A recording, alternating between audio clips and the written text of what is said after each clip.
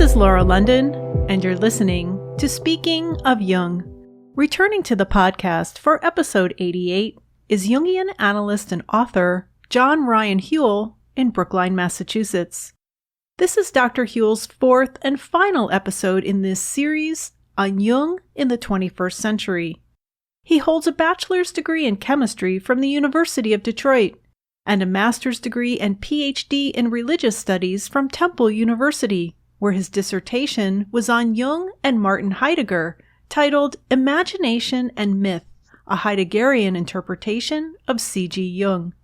He then taught religion and culture at Northeastern University for 3 years before training as a Jungian analyst at the original C.G. Jung Institute in Zürich, where he earned a diploma in Analytical Psychology. Dr. Haule has been practicing as a Jungian analyst in the Boston area since 1980. He served as president of the New England Society of Jungian Analysts and the C.G. Jung Institute Boston, and as convener of the American Council of Jungian Analysts. He also spent several years on the executive committee of the International Association for Analytical Psychology, the IAAP, based in Zurich. Currently, he is a lecturer at the C.G. Jung Institute in Küsnacht and is an active member in their alumni association.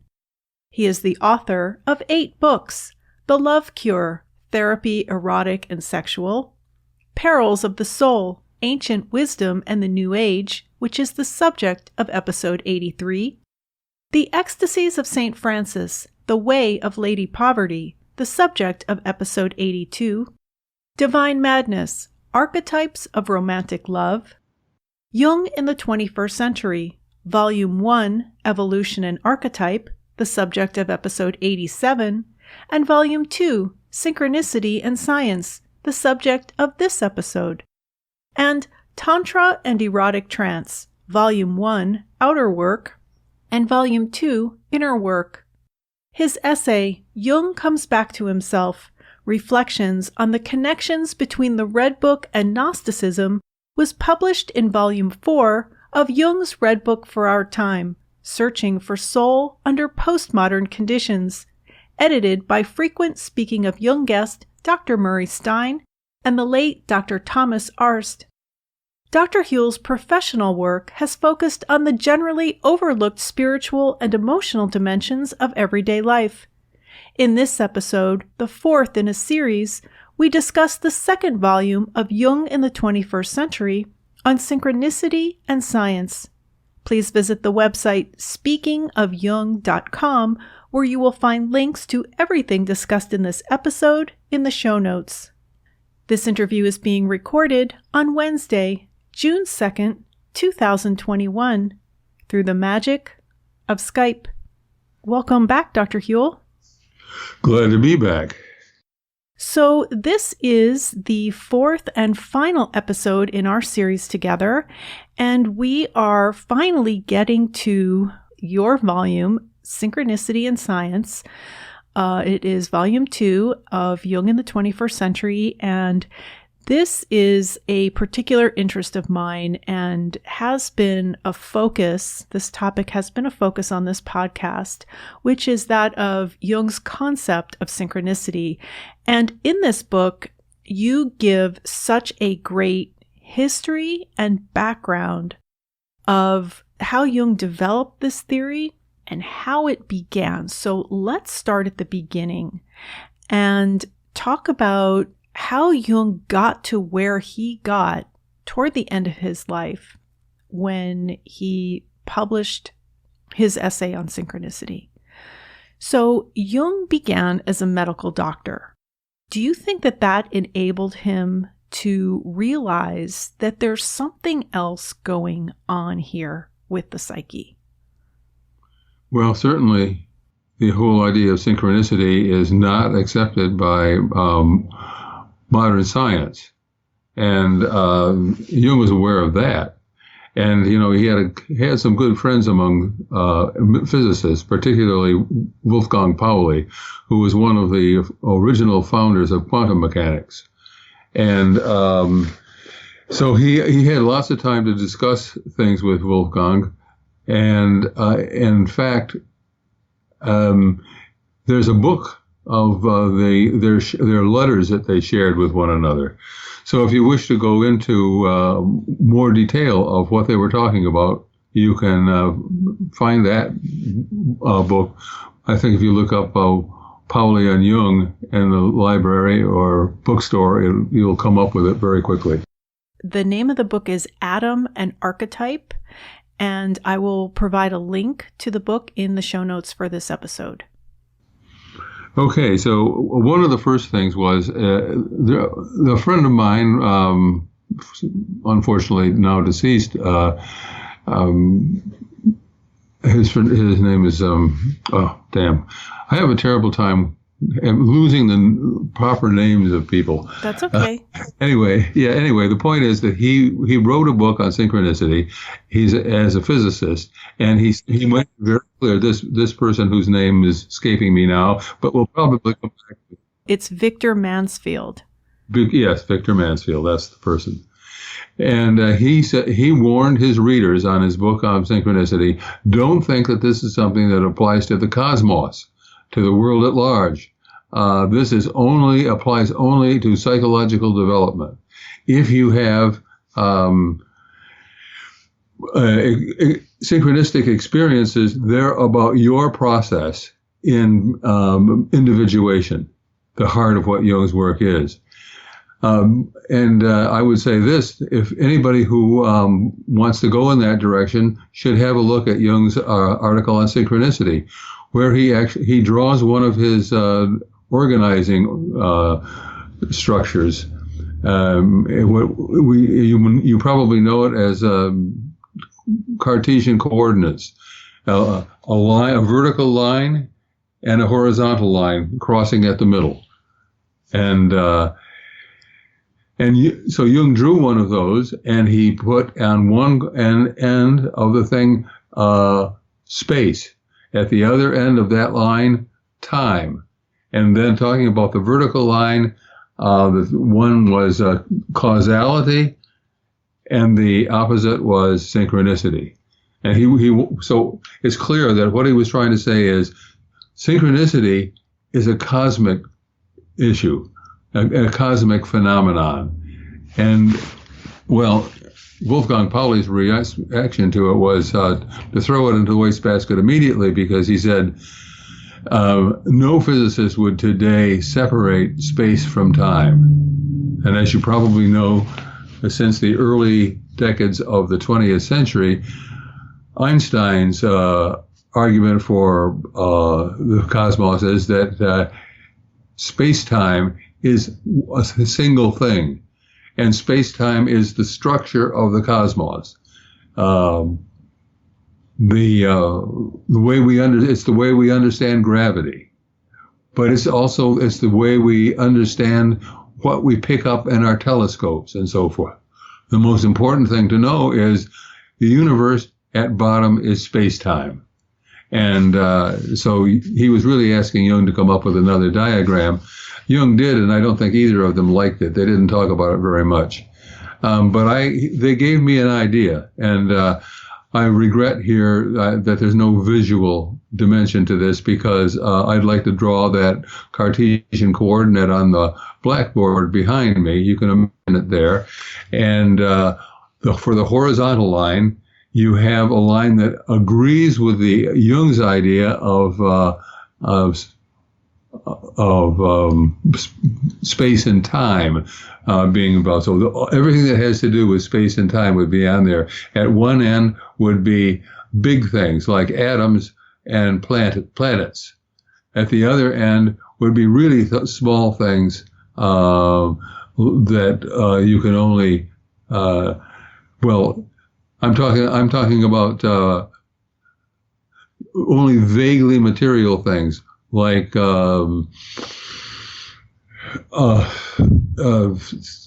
space and magnetism and electricity.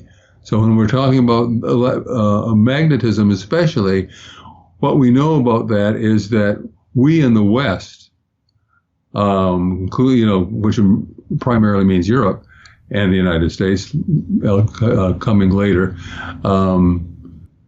What I'm trying to say is that the horizontal line gives us the universe we know now. The vertical line gives us one that agrees with quantum mechanics. All of the Jung said that synchronicity was an acausal connecting principle, and that's possible. You can talk about quantum mechanics as always dealing with that principle of no causality, and so for us, two things have to be in the same place at the same time. Think of two billiard balls, and if there's a billiard ball sitting in the middle of the table, and we hit the cue ball in the direction of when they get together, right at that moment when they're in the same space, there's a click. And the one that was rolling at a certain speed loses its speed, loses its velocity, and the other ball takes up the force and moves. So in quantum mechanics, in ordinary physics, that's what you have. You have one thing hitting the other and being in the same place at the same time. But in quantum mechanics, it's not necessary to be in the same place at the same time. Everything is united to everything else.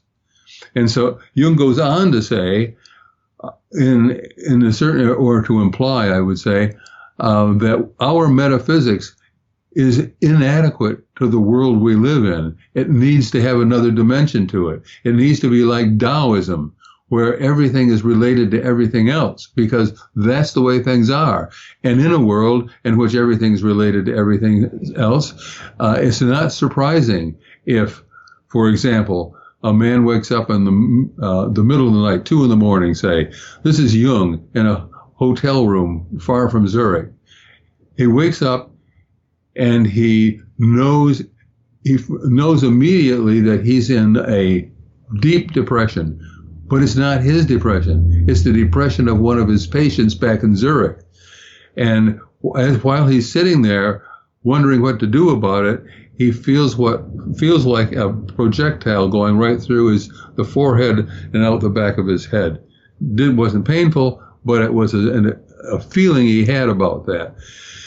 We couldn't do anything about it. He went back to sleep. And in the morning when he got up and had to enter the dining room for breakfast, there was a telegram for him, and it was a telegram announcing that his patient had died of suicide on the evening before, that he'd shot himself with a pistol. So how could Jung know this hundreds of miles from Zurich? He can know it because, in a sense, in a deep, deep sense, we're all connected. Everything that happens affects everything else. And the doctrine of synchronicity is a doctrine that says it goes beyond what we know in our ordinary world, which is all material and all causal. It's more like the fullness of the world is more like what we see in quantum mechanics. Jung didn't say it quite as explicitly as that, and I think the reason was he was trying not to offend anybody. He was trying not to be laughed off the stage if he were to talk about a reality which is non-causal and non-local. Non-local means that these things can happen far apart from one another and still be in contact with one another, like Jung and in his hotel room and the patient wherever he was in Zurich. So what Jung was trying to do is he was trying to expand our notion of the world, of the cosmos, so that we could see that these things that happen very abruptly are not merely chance occurrences. They are chance occurrences, but they're not merely. They're meaningful chance occurrences. And it's possible that for people to have these experiences, and as we know, some people have a lot more than others. And probably because they are, for some reason or other, more attentive.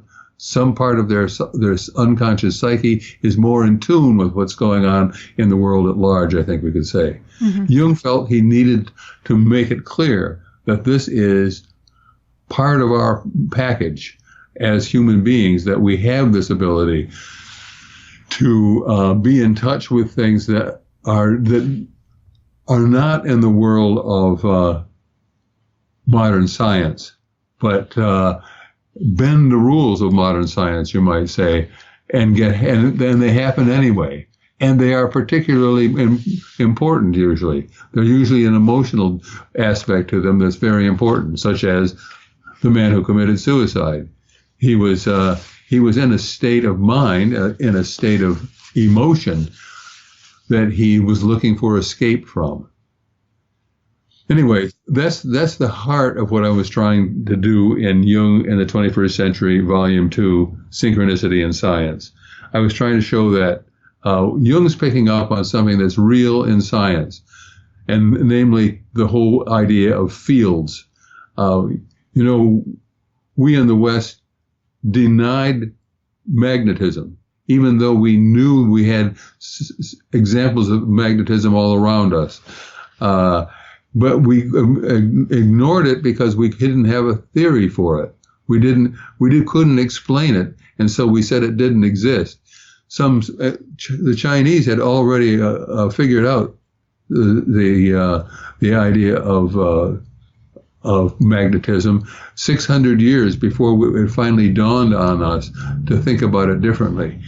In other words, instead of thinking, how can these two things, one of them being a magnetic rock, how can these things two act on one another when they're at a distance from one another? It's impossible. Things don't have a causal relationship unless they're touching in some way or other, involving one another physically. Well, obviously that's not the case. And the Chinese noticed right away that the phenomenon of magnetism encompasses the Earth. The Earth itself is a magnet. And if the Earth itself is a magnet, it must be some central principle that's really important. They went on, for example, to invent the compass so that seafarers could find their way around the world. Obviously, this was something that agrees with our science, but we couldn't accept it for hundreds of years because we had to say that it's impossible because we can't explain it. This is what happens all the time in our science. It's always telling us that things that we see happening are not happening. And so what we need is a way of explaining that. And the whole idea of fields is we discovered there are magnetic fields, electromagnetic fields. There's electricity is involved in the thing too. But the point is that there's nothing significantly more important in our physical lives anymore than electricity and magnetism. And these are things that the West denied for many years, and Jung would agree with that and say, yes, and I'm trying to expand their mind so they realize that we have and we're relying on fields all the time, and the quantum fields. Quantum mechanics always talks in terms of fields. Particles are changing into from being particles to being waves, and we don't know. And then they change into a different particle. I mean, there are things going on that we can't understand, and the best they can do is talk about the fact that the quantum world is comprised of fields, each field of which is related to a particle or a wave. Now, I hope I haven't gotten too deeply into the whole thing and confused you all by now, but maybe it's time for me to stop and get a question from Laura. Oh, that was wonderful. I didn't want to interrupt you, so I'm going to go back and add a couple notes to what you said. It's interesting that you knew Dr. Victor Mansfield. He wrote a book was published in 1998, and I remember buying this book and bringing it into one of my analytic hours with my analyst. I was so excited about it. The book is titled Synchronicity, Science, and Soul Making: Understanding Jungian Synchronicity Through Physics, Buddhism, and Philosophy. And it is a delightful book. Dr. Mansfield was an astrophysicist at Colgate University, right? How did you know him? We met at a meeting. Well, his wife is very active on social media. We follow each other on Twitter and we are Facebook friends. Her name is Elaine Mansfield. And Dr. Mansfield's book was really my first introduction to understanding Jung's concept of synchronicity. And I highly recommend it for kind of the basics. There are a lot of examples in there. And he does bring in Buddhism and physics and philosophy. But I wanted to ask you about the diagrams that you were mentioning. They are in your book, and I do have an ebook version, and I was wondering if you would like me to add the diagrams that you're mentioning and trying to describe verbally without a visual. Sure, you go ahead and do that. If there's some way that you can include that in the what we're putting together today, that's fine.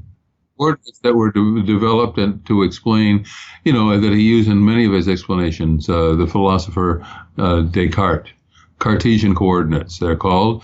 And if you had any even halfway advanced math in your life, you will have encountered them as ways of describing the world.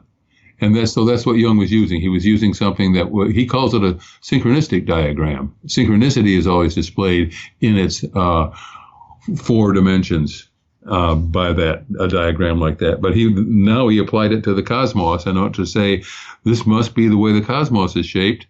And Pauli took it away from him immediately and said, that's not going to work with the physicists, because for physicists, space and time are not the same. They're the same phenomenon.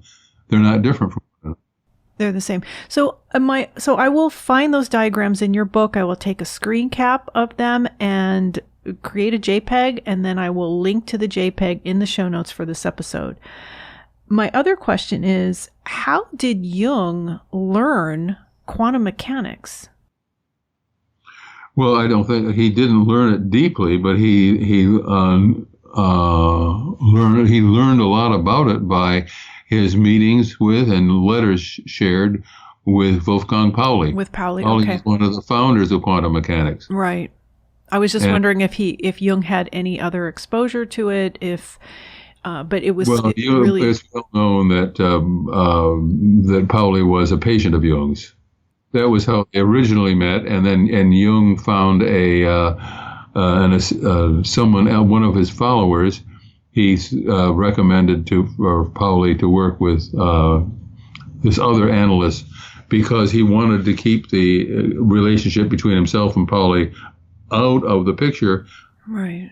With the idea that he might learn something about quantum mechanics if he could keep Pauli as an associate, a scientific associate. And by the way, Pauli was also one of the founders of the C.G. Jung Institute in Zürich. Pauli passed away well before Jung did. Yes. I think the ETH,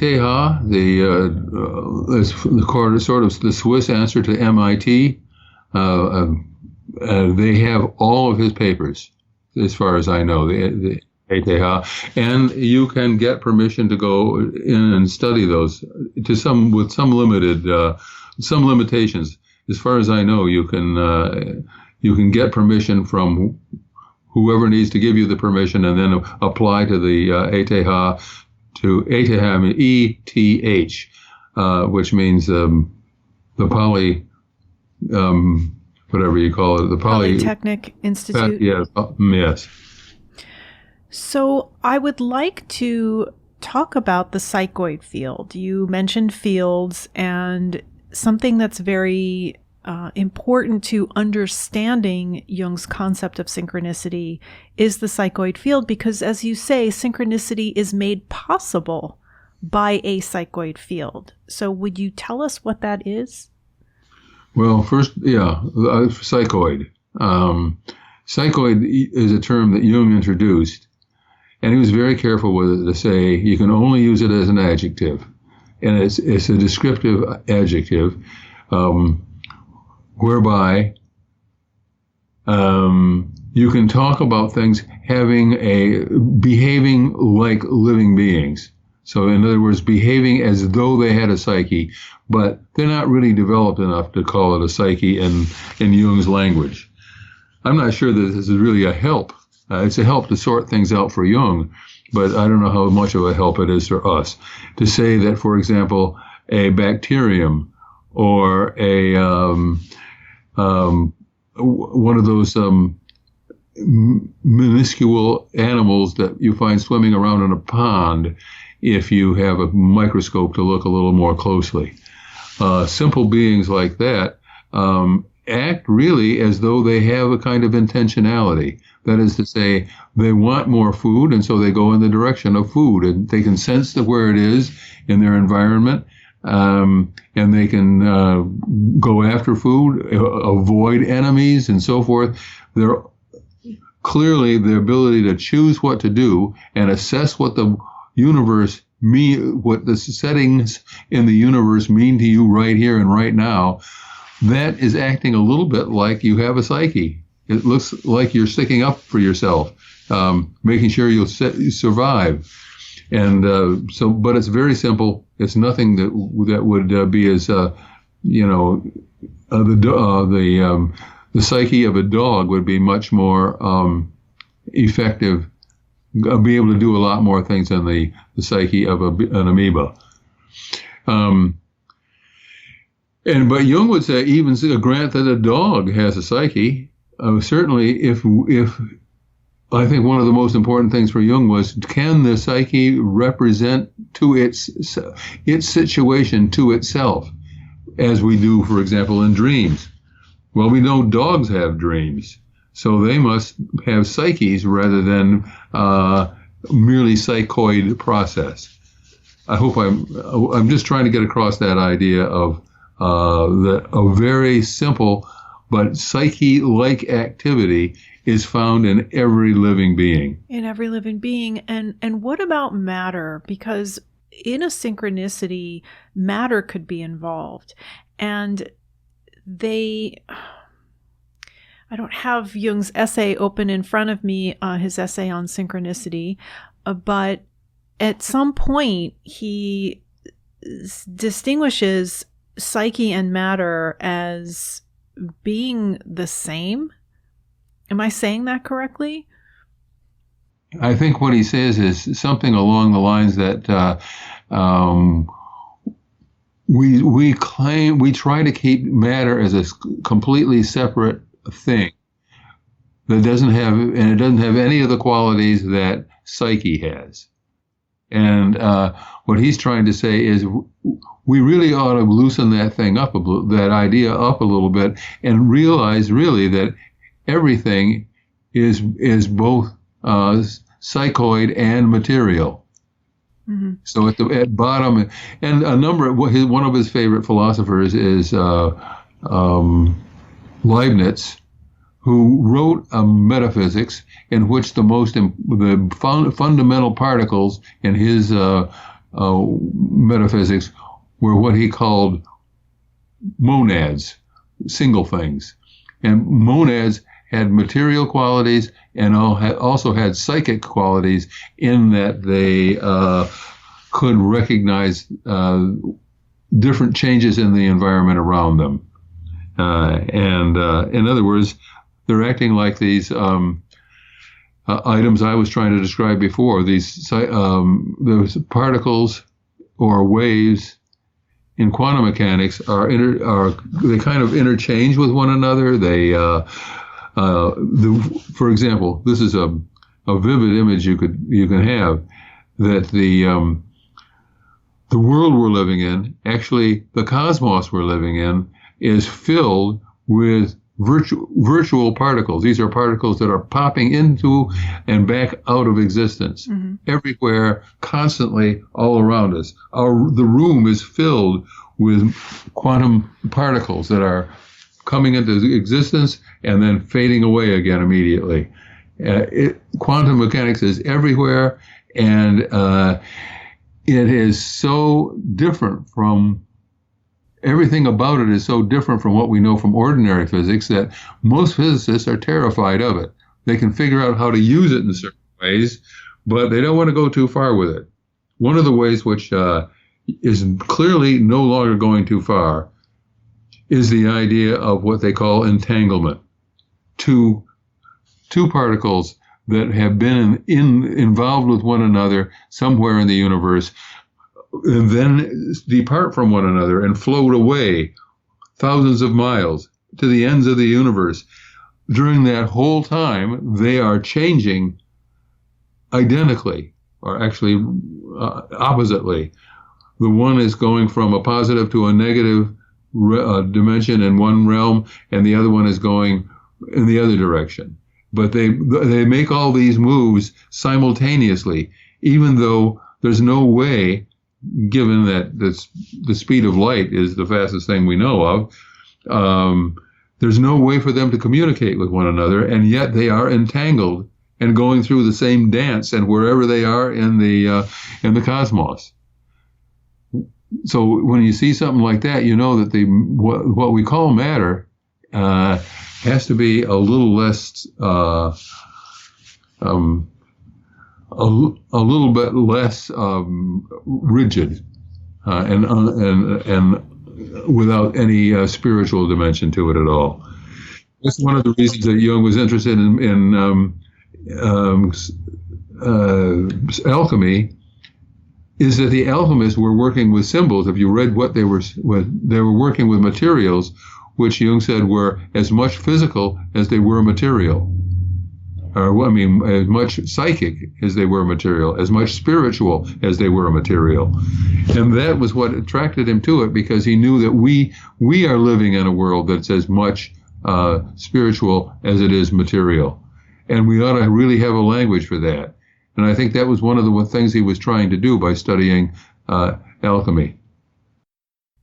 And you do mention Alfred North Whitehead a lot in this book. He talked about the physical pole and the mental pole. Where does Whitehead fit in with Jung? Oh, I'm not sure I know how to understand the question. Okay. Jung was very well informed about Western philosophy, mm-hmm. And Leibniz was an important figure in the 17th century, and Jung 17th century was Jung's favorite century, in one sense, because that was the time where alchemy finally broke up, and they went it split in half and went in two directions. In one direction, they were interested only in the spiritual aspect of it, and the other one was interested in the material aspects of it. And those material aspects basically had to become kind of without any kind of theology. They wanted to be able to explain everything on its own terms, and that meant that you couldn't bring God in any place along the way. And Leibniz was sure that God was part of it from the very beginning. So I had asked you about Alfred North Whitehead, and then you were talking about Leibniz. I was talking about Leibniz here, yeah. No, I had asked you about Alfred North Whitehead because he is mentioned a lot in this book. Yeah. And, right, so he had made an argument in 1929 in his book Process and Reality, an essay in cosmology.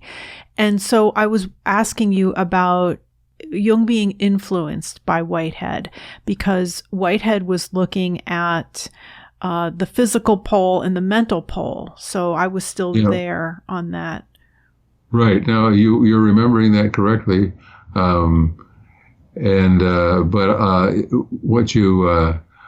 I didn't claim that Jung had learned from Heidegger.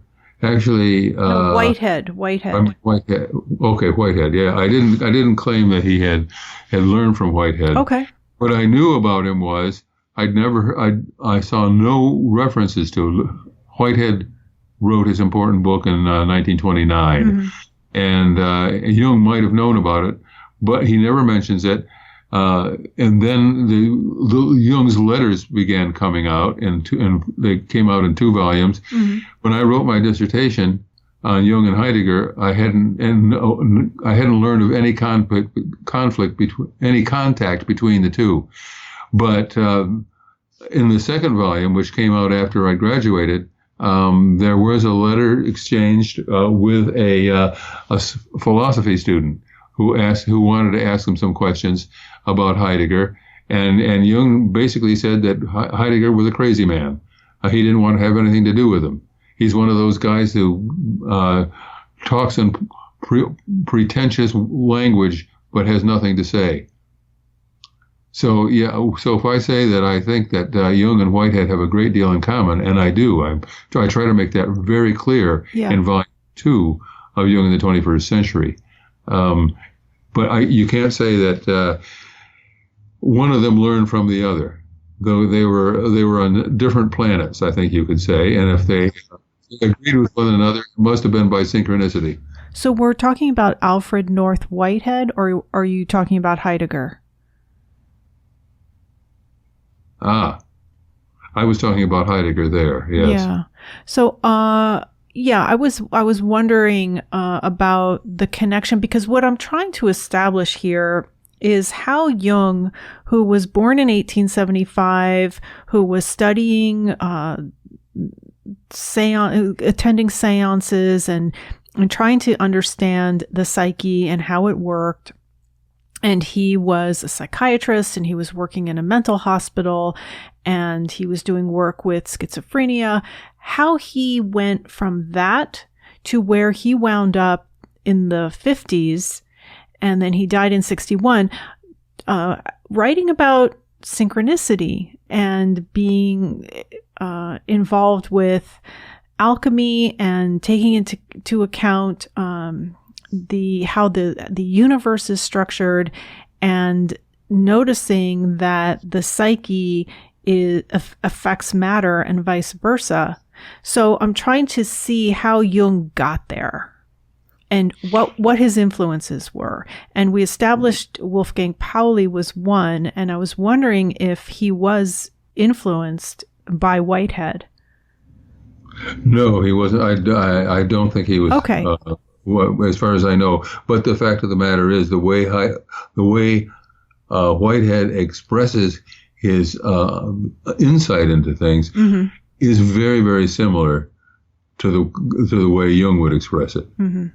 So they didn't influence one another, as far as I know, but they came up with a view of the cosmos and our place in it that is very much in agreement with one another. Yes.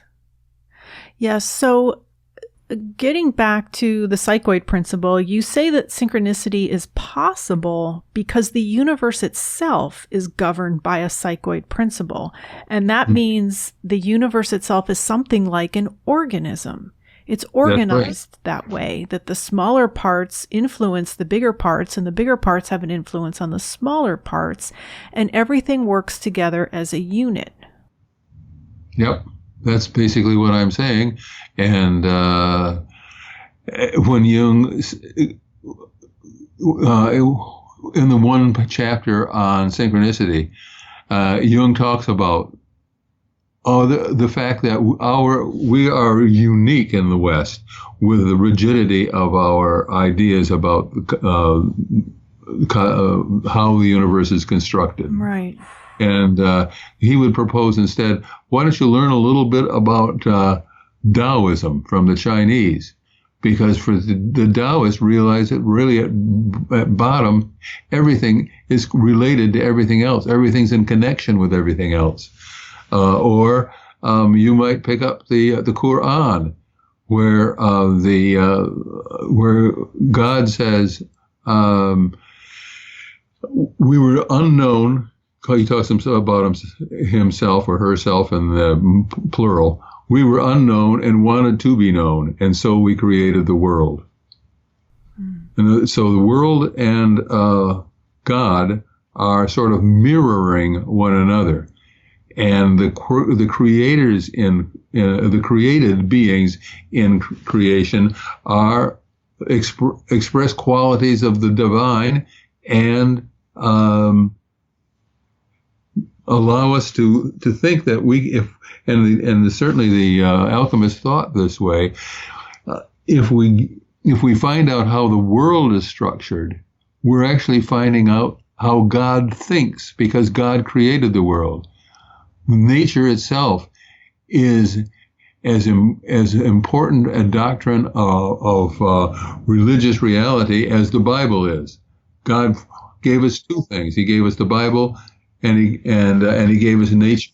And by studying nature, we can come to understand the second book, you might say, that God wrote.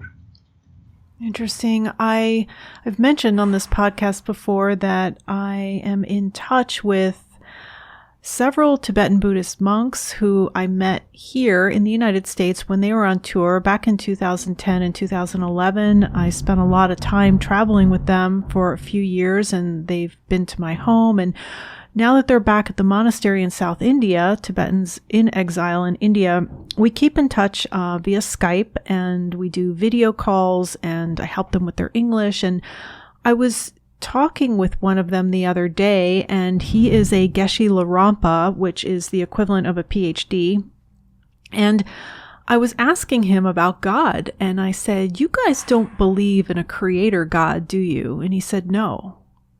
Because somebody had asked me if I believed in God, and it got me thinking about, I wondered, what do I believe? And so I very highly respect the Tibetan Buddhist monks that I know, and I thought, well, they don't believe in God. So I asked him about it, and I said, if you don't believe in a creator God, where did we come from? And he said, nature. Just nature. We're nature. Mm-hmm. Yep. That's a fundamental principle in Buddhism. What we've talked about so far about synchronicity is different from the other people I've talked to on this podcast about what synchronicity is. And everyone I ask seems to describe it slightly differently. And I'd like to know where you stand on the connection between an inner experience and an outer experience occurring simultaneously, being a prerequisite for synchronicity, that it isn't two outer events that have meaning. They're not, one didn't cause the other, but they are connected through meaning. But they're not, it's not necessarily an inner experience and an outer experience. Because let me just add this, sure, because I just want to add this because I am a little exhausted talking about synchronicity and trying to get to the bottom of it, because I don't think there is a bottom. But from what I understood is that, and it's, I'm also kind of tired of the example of Jung being in his office with his client, analyst, and patient, different terms, same thing. And she's not believing in the existence of the unconscious. And she had a dream about a golden scarab.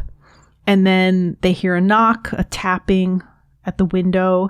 And Jung opens the window, and there is a rose chafer, a scarab beetle, and hands it to her and says, "There's your scarab," right?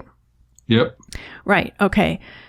So she had an inner experience in the form of a dream. Yep. And she was struggling with the reality of the unconscious. So those are inner states. Those inner states were manifest, not manifested, but were manifest in the external physical world. So to me, that is what a synchronicity is. That's the rose shaver coming in as a being in nature, almost reacting as though it were related to her dream. Yes. Yes. So to me, that is different from what I hear people, when I hear people use the word synchronicity, they're talking about a coincidence in the outer world where there are two similar occurrences or events that happen, that they are connecting them by saying that they have similar meaning.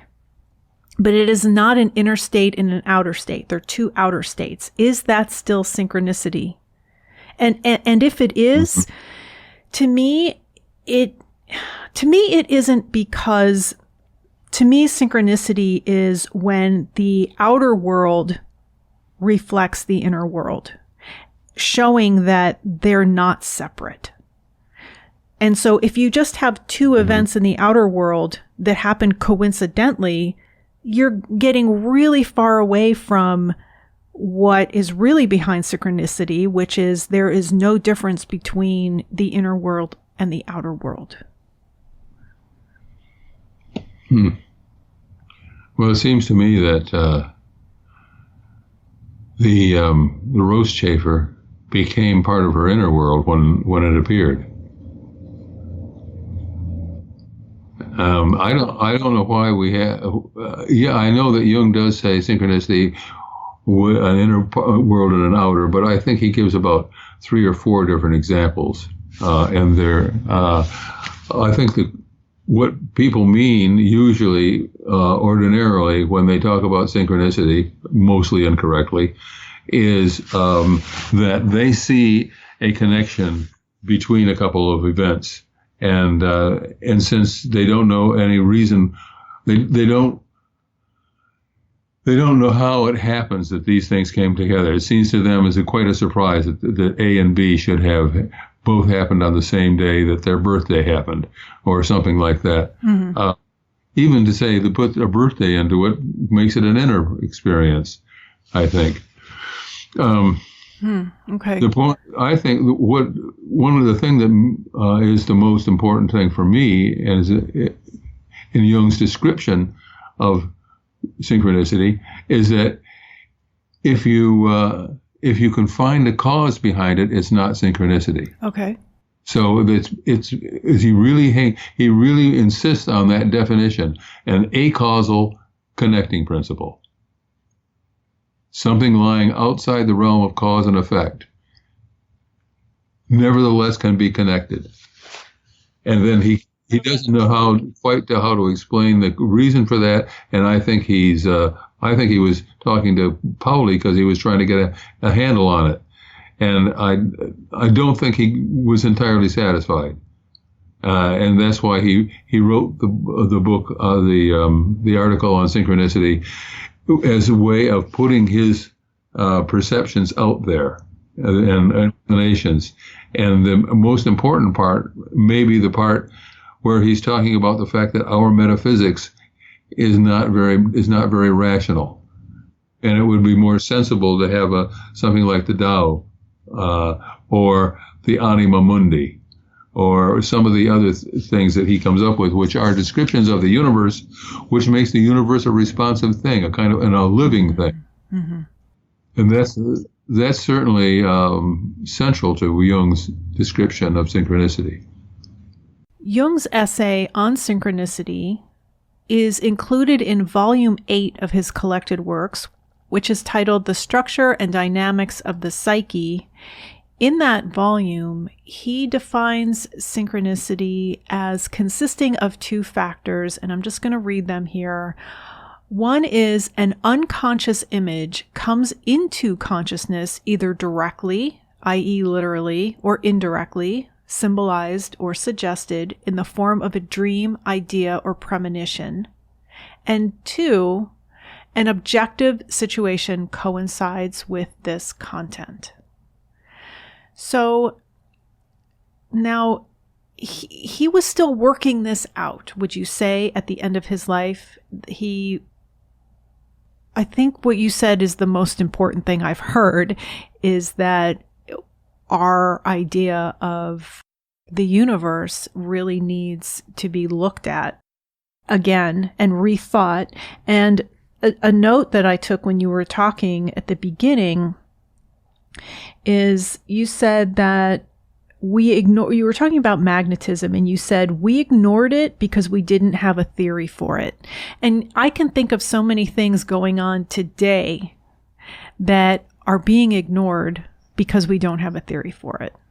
Mm-hmm. And that's just the way it is today. But that doesn't mean that that is reality.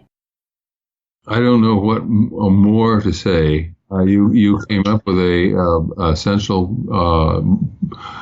statement from Jung near the beginning of the article on synchronicity, and that's very true. Clearly there was an inner dimension to it and an outer dimension to it, and things that are meaningfully connected. The meaningful part is important, yes, and that's where psyche enters. Mm-hmm. It's a meaningful connection, but people. Actually, most people are much too careless in designating the thing that comes along. I think Jung would say, if it's truly a synchronistic occurrence, it probably needs to have some inspection. We need to examine it and make sure that we can't find any cause. There is a Jungian analyst who wrote a book on synchronicity somewhat recently, about the same time my book came out. And he talks about all the things that we know now, which are ways, unconscious ways we influence one another. Formerly, and basically he might have said, in the past we attributed these things to synchronicity, and now we know how they're caused. And because we understand the way the neuronal system works in the body and how it's related to consciousness.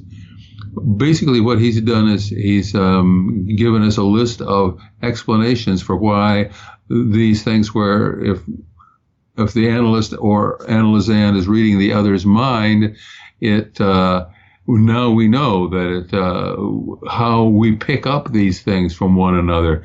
It's not unknown, the connection. Mm-hmm. Well, what he's really doing, it seems to me, in that article of explaining synchronicity, is he's explaining it all away, because he's only talking about the things that he knows how to explain with using physics principles. And he does have a Ph.D. in science, by the way, the boy who wrote the book. Are you talking about Joseph Cambrai? Yes. Okay. I'll provide a link to his book, Synchronicity, in the show notes. And getting back to your book, as we start to wrap up here, I did not do a great job of covering it in this hour. So I highly encourage the listeners to pick up a copy. I'll provide links in the show notes so you can purchase Volume 2 of Jung in the 21st Century, Synchronicity and Science. It is in two parts. Part 1 is Shamanism and the Mastery of Altered States. It includes sections on the nature of shamanism and ayahuasca in the Amazon, meditation. And part 2 is titled The Border Zones of Exact Science. You get into parapsychology, seeing at a distance, psychokinesis, a crisis of metaphysics, Darwin's dilemma, and you also talk about remote viewing. So this is a very difficult topic to talk about, and you and I this is our 4th episode that we've done in kind of a short amount of time. So maybe we feel like we've covered things in some of the other episodes we've done together. One of the things that I like that you said here is that the self, Jung's concept of the self is a part of us that is partly psychic and partly psychoid. And then what about did we cover the detractors to Jung's concept, or have they in general come around? I mean, I think he was afraid to publish on synchronicity when he first used the term much earlier on. There's a page on the Speaking of Jung website. If you go to the menu that's across the top of each page, if you just click on Jung, I have there in the timeline, his first use of the term was, I think, in the 20s, and then he didn't publish on it till much later on. Yeah, I think his first publications that mentioned it were in the late 1940s. So I'm seeing here that his first explicit use of the term synchronicity was in 1929, which is, wow, because he didn't meet Pauli until 1930. And then he published... So he must have been thinking about things quantum mechanical before he met. Yeah, it doesn't surprise me. Yeah. And then it began with an Eranos lecture. His essay on synchronicity was an Eranos lecture in 1951. Yes, this was after getting the article from his Chinese friend, The Secret of the Golden Flower. Which was a Taoistic way of seeking immortality. Is there anything you wanted to add about that? Well, no, it seems like if I were to go on, there'd be no end. But but that's what what struck him most about the book, about the article, whatever it was. What struck him most about it are these things that I mentioned before. The fact that the materials that the alchemists are working with are as much spiritual as they are material, and that sort of thing. Yeah. So that's what made him know that when he received that book, which is in 1927, I believe, within a year of that time, he realized that what he was really interested in was alchemy, and then he began read a very serious program of reading as much as he could get his hands on about synchronicity, and he wrote them up. He wrote that stuff up that was an example of what people were supposed to do that came to the Eranos meetings. They were to talk about their latest insights in their field of specialty, with the idea that these things may not be ready for publication yet, but let's all get together and from our various educational standpoints and discuss them. That was the whole idea behind the Eranos conferences. And so Jung was doing exactly what was expected in 1933 when he gave a long and very enthusiastic description of alchemy. Mm-hmm. And the book you're referencing is The Secret of the Golden Flower, which was originally published in 1929. And Richard Wilhelm died the next year, and Jung wrote a commentary on that book. It's long. It's like over 60 pages long, and it is part of that book now. So, is there anything else you'd like to cover? No, I think we went in many directions, sometimes at the same time, and it's going to be. I hope the people who find it and listen to it get something out of it. We've tried to put as much into it as we could come up with, and maybe a better order might have made it more helpful for the people listening. Anyway, if you like it, I'm not a very linear thinker. I know I jump around a lot. It's okay. I'm not criticizing you. But I would like to urge anybody who reads this and says and gets something out of it that's really worthwhile, let Laura know. There is a contact page on speakingofjung.com. That is my website. I created that website. I'm the only one that edits that website. So I'm the only one that gets those messages. So feel free to fill out the contact form on the website. You can also write to me. I'll just give you my email address. It is laura@speakingofjung.com. And if you message me on social media, I may or may not see it. So the safest thing to do is to send me an email. And if you would like to contact Dr. Haule, you could send it to me and I will be happy to forward it to him. He also has a website. Is it jrhaule.net or .com? .net. It's jrhaule.net is the address. Okay. jrhaule.net. And I will put that in the show notes as well. So as you can find in there, I have at least one chapter from each of the books that I have published. They give you a sense for what the book contains, but you have to go. I didn't think it would be appropriate to put the whole book on the website, because that would mean that the publishers who were so nice as to publish the book are not going to get their pay. Right. So right. But if you want to get a feel for any of those things, you can find them described there, and a lot of articles published in journals that have not been part of these books or these discussions can be found there too. Can be found on your website. You also have a guide to Jung's collected works on the website. So it is actually a great resource of information. Again, it's jrhaule.net.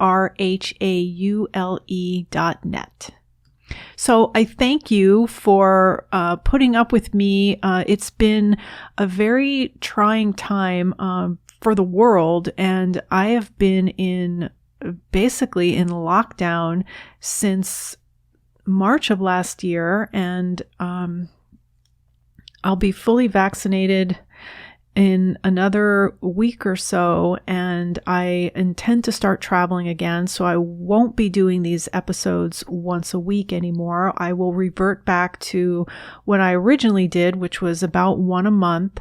I have to say I am quite burnt out on the pace that I've been going at. And so I know that I'm not at my best, and I apologize to the audience. I'm actually even squeezing in another episode this week. So it's been a lot. It's been a trying time, and hopefully now we can all start to get back out in the world in a new way.